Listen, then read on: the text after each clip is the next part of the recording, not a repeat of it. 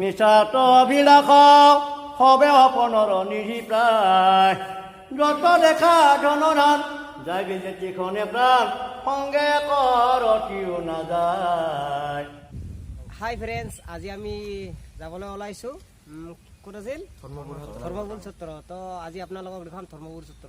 তো আহক চাওঁ অলপ ধৰ্মপুৰ সত্ৰ কেনেধৰণে পৰিস্থিতি হৈ আছে।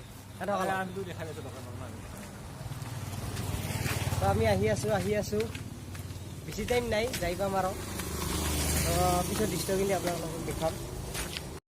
তো দোস্ত ফাইনেলি আমি আহি পালোঁ ধৰ্মপুৰ সত্ৰ। এইখনেই হ'ল ধৰ্মপুৰ সত্ৰ। তো আমি এইবাৰ ভিতৰলৈ যাবলৈ চেষ্টা কৰিম। তাৰ আগতে আপোনালোকে গমেই পায় সত্ৰ মঠ মন্দিৰত সোমাৰ আগতে কি কৰিব লাগে। তো সেই কামটো মই কৰিবলৈ চেষ্টা কৰিম, তাৰপাছত আগবাঢ়ি যাম। তো আপোনালোকে অলপ ৰখি, এইটোৱে সেইটো মহান কামটো যিটো কাম নকৰাকৈ কোনো ব্যক্তিয়ে যি ধৰ্মাৱলম্বী নহওক কিয় মন্দিৰ মছজিদ ক'তোৱে নোসোমায়। তো এই কামটো মই কৰিলোঁ। এতিয়া ব্লগ আগলৈ যাওঁ, মোৰ লগতে আপোনালোকেও আহক, চাওক কেনেধৰণৰ পৰিস্থিতি হৈ আছে সত্ৰটোৰ। এইটো অভেশ্বৰী ৰাণীৰ দিনতে বনোৱা হয়। তো অভেশ্বৰী ৰাণীয়ে এই সত্ৰটো স্থাপন কৰি দিছিল। তো অলপ চাই আহোঁ ব্লগ। মই প্ৰথমৰ ভিডিঅ'খনত অভেশ্বৰী ৰাণীৰ স্কুলখন দেখাইছোঁ, এইবাৰ অভেশ্বৰী ৰাণীৰ দ্বাৰা স্থাপিত এটা সত্ৰ দেখাই। ফ্ৰেণ্ডছ, এইখনেই সেইখন সত্ৰ যিখন আমি ইমান দূৰৰ পৰা চাবলৈ আহিছিলোঁ। তো এইখনে আপোনালোকে চাই লওক। তো সত্ৰখন অলপ ভিতৰলৈ যাবলৈ চেষ্টা কৰিম।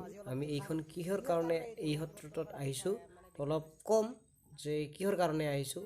চ' আহক চাওঁ যে সত্ৰখন কেনেধৰণৰ। পোনপ্ৰথমে আমি জানিব বিচাৰিম এই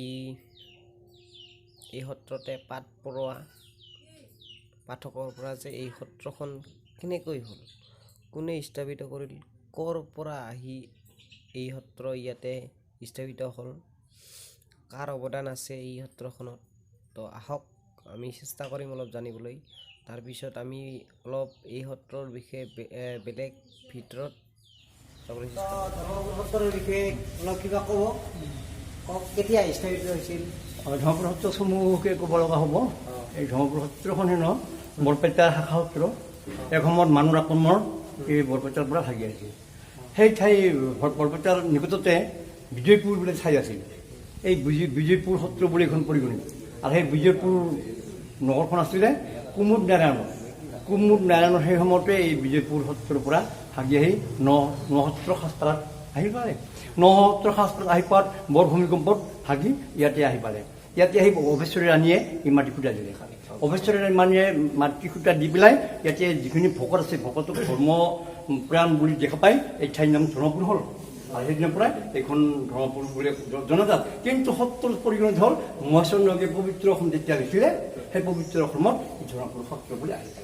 আপোনালোকে গম পালে যে ধৰ্মপুৰ সত্ৰখন কোনে আৰু কেনেকৈ স্থাপিত হৈছিল, ক'ৰ পৰা ক'ত আহিছিল। এইবাৰ আমি আন এটা দৃশ্যলৈ আগবাঢ়িছোঁ যে এইবোৰ যে ৱালত চিত্ৰ অঁকা আছে, এইবোৰ কিহৰ কাৰণে আঁকিছে আৰু কিয় দৰকাৰ এইবোৰ আঁকাৰ কাৰণে। চ' আহক অলপ জানিবলৈ চেষ্টা কৰোঁ ইয়াৰ পাঠ পঢ়োৱা মানুহজনক। ৱালত আঁকি থোৱা এই চিত্ৰখনে বুজাব খুজিছে যে কৃষ্ণ জন্মৰ সময়ত গকুল আগমন কৰিছিল কৃষ্ণ দেউতাকে কেনেকৈ। তাৰপিছত এইখন চিত্ৰ হ'ল যেতিয়া কৃষ্ণই মাটি খাইছিল আৰু তেওঁৰ মাকে যেতিয়া মুখখন মেলিব গৈছিল আৰু মুখখন মেলাতে এখন পৃথিৱী ওলাইছিল তেওঁৰ মুখখনৰ পৰা। এইখন আপোনালোকে চাব পাৰে পৃথিৱীখন। তো সেই দৃশ্যটো দেখাব বিচাৰিছে। এইবাৰ আহিছোঁ আন এখন দৃশ্যলৈ। এইখন কালিয়া দমনৰ দৃশ্য দেখাব বিচাৰিছে। এইখনে এই আপোনালোকে গমেই পায়, ক'ব নালাগে, সেই দৃশ্যখনকে বুজাইছে। সেই আৰু এইবাৰ আন এখন চিত্ৰলৈ যাম। এইবাৰ আমি কৃষ্ণৰ 10টা অৱতাৰৰ বিষয়ে দেখাম। প্ৰথম অৱতাৰটো হ'ল মৎস্য অৱতাৰ, এইটো হ'ল দ্বিতীয় অৱতাৰ কুৰ্ম অৱতাৰ, এইফালেদি হ'ল এইটো তৃতীয় অৱতাৰ, এইটো হ'ল বৰাহ অৱতাৰ, এইফালেদি হ'ল এইটো হ'ল চতুৰ্থ অৱতাৰ, এইটো হ'ল নৰসিংহ অৱতাৰ, এইফালেদি আহি এইটো হ'ল পঞ্চম অৱতাৰ, এইটো হ'ল বামন অৱতাৰ, এইফালে হ'ল এইটো হ'ল জয়, তাৰপিছত এইটো হ'ল বিজয়, এইফালেদি এইটো হ'ল পৰশুৰাম। আপোনালোকে পৰশুৰামৰ বিষয়ে বহুত শুনিছে চাগে। এইফালেদি আহি ৰামৰ অৱতাৰ শ্ৰীকৃষ্ণই ৰামৰ অৱতাৰ লৈছিল আপোনালোকে গমে পাই যাকে।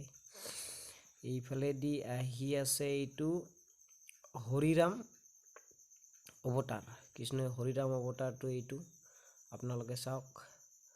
এইফালেদি আছে কৃষ্ণই বুদ্ধদেৱৰ অৱতাৰ লৈছিল, আৰু এটা অৱতাৰ আছে শেষ অৱতাৰটো, এইটো হ'ল কল্কি অৱতাৰ। তো বাহিৰৰ দৃশ্য আমি বহুত চালোঁ, কৃষ্ণৰ 10টা অৱতাৰ। এইবাৰ ভিতৰলৈ অলপ আগবাঢ়িছোঁ। ইয়াতে 108টা চাকি জ্বলোৱা হয়, আপোনালোকে চাওক। তাৰপিছত আন কিছুমান দৃশ্যলৈ যাম, আৰু এইখিনিয়ে আমাৰ আজিৰ দেখাবলগীয়া আছিল। তো এইফালে অলপ কিবা ক'ব শুনক।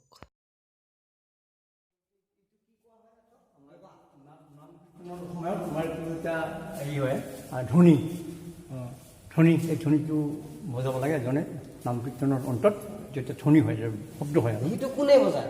এইটো আমাৰ আছে এজন, আন এজন, বা কোনো নাথাকিলে আমি নিজে আহি বনাওঁ। ঠিক তদ্ৰূপ এইটো আমাৰ। আপোনালোকক আজি দেখালোঁ অভেশ্বৰী ৰাণীৰ স্থাপিত এখন সত্ৰ।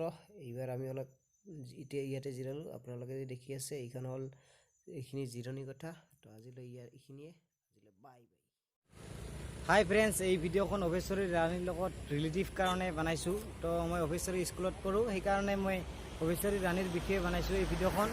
তো আপোনালোকে ভুল নুবুজিব। যদি এই ভিডিঅ'খন ভাল লাগিছে তেনেহ'লে লাইক, কমেণ্ট আৰু শ্বেয়াৰ কৰিব, আৰু ভিডিঅ'খন শেষলৈ চোৱাৰ কাৰণে থেংক ইউ।